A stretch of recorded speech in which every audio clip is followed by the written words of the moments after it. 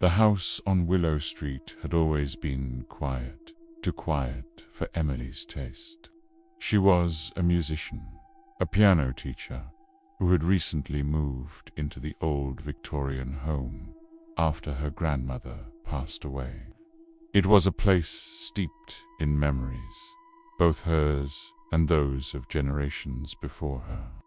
The house came fully furnished, complete with a magnificent antique grand piano that sat proudly in the living room, dominating the space like a sleeping beast.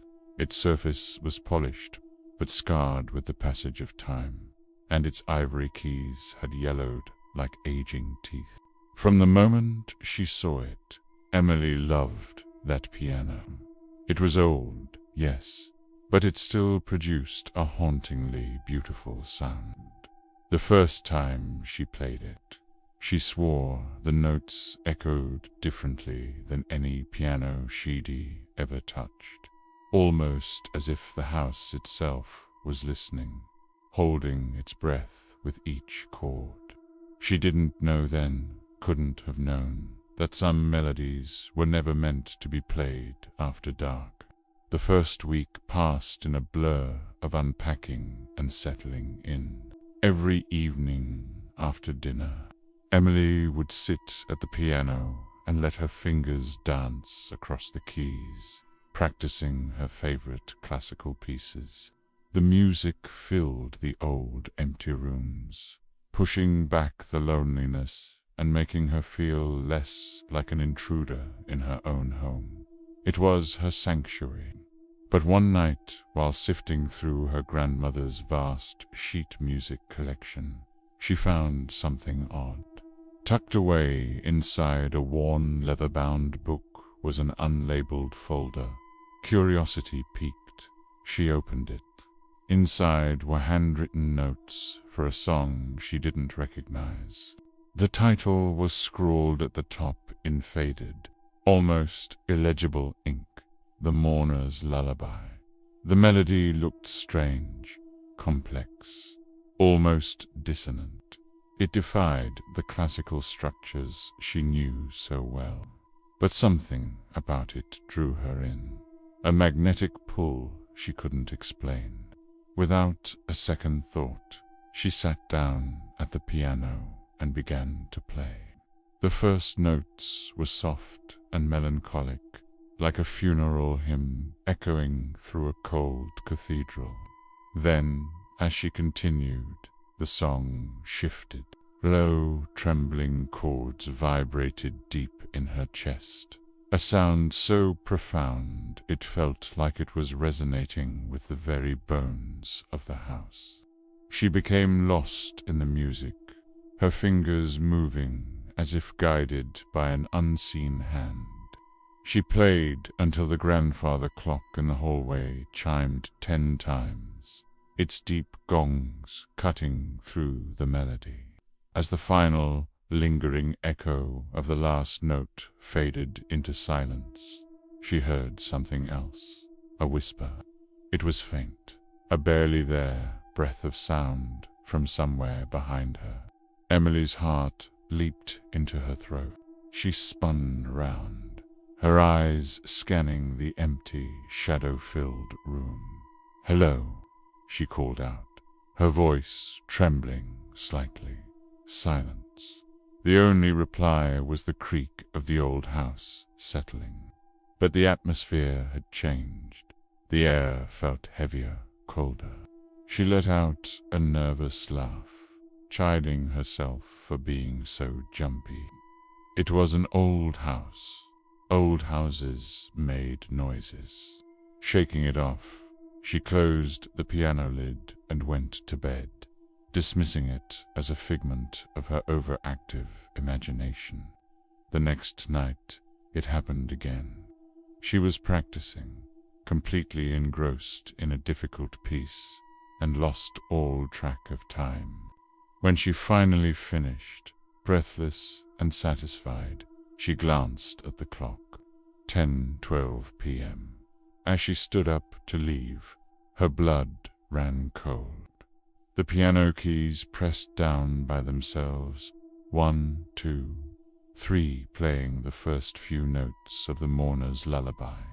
Emily froze, unable to breathe, her eyes locked on the keys.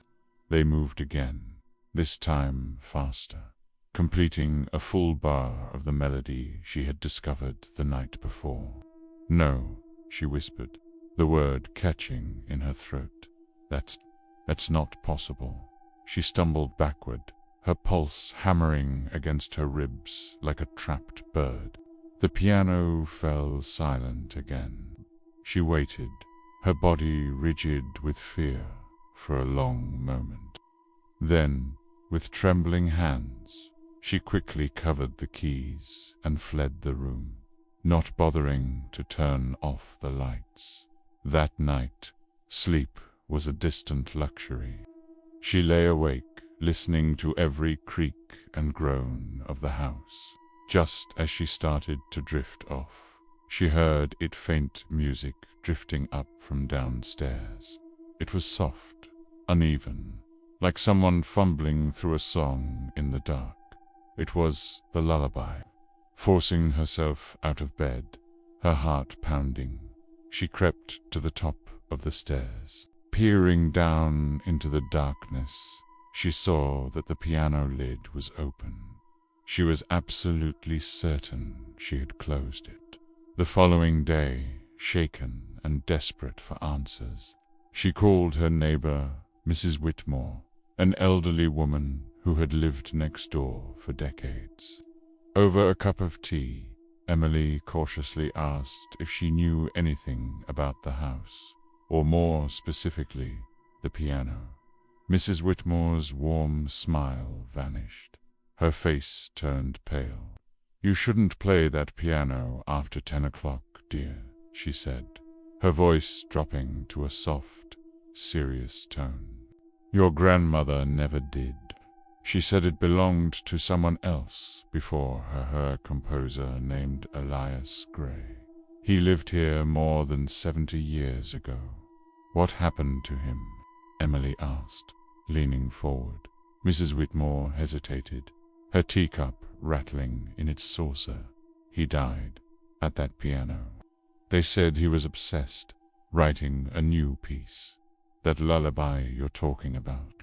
The night he finished it, he played it over and over, long past midnight, and the neighbors heard screaming. When they finally broke the door down, they found him. His fingers were still on the keys, but his face." She stopped, taking a shaky breath.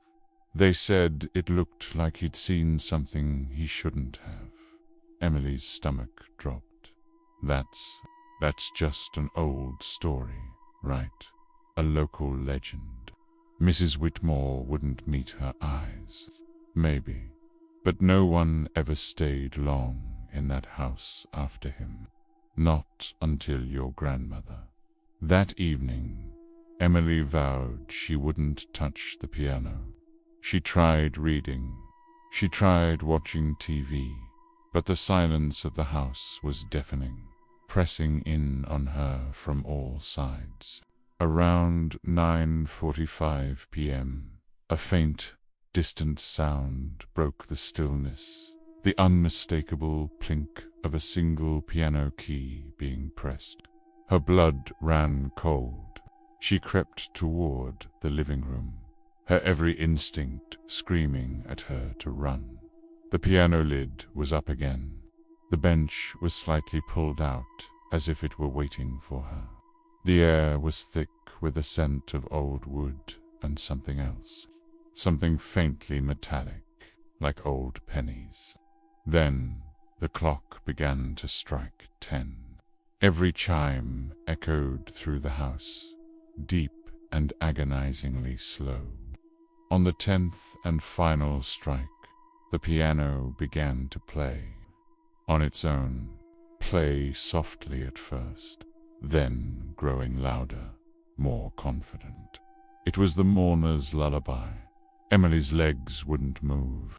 She stood frozen in the doorway as the invisible hands struck the keys with a desperate, flawless precision. The temperature in the room plummeted. Her breath came out in white, misty clouds. On the piano, the sheet music fluttered as if in a breeze. And then she saw it. A shadow began to form beside the piano, tall, thin silhouette, with hands that looked wrong, unnaturally long and thin. The shadow slowly turned its head toward her, and in the featureless dark, she could have sworn it smiled. A scream tore from Emily's throat. She scrambled backward, knocking over a table lamp with a crash. The music stopped instantly. She didn't wait. She turned and ran upstairs, slamming her bedroom door shut and locking it. She pressed her ear against the wood, listening, her entire body trembling. For a long, terrifying time, there was only silence.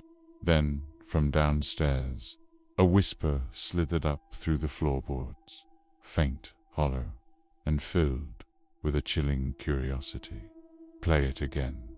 The next morning, the house was quiet.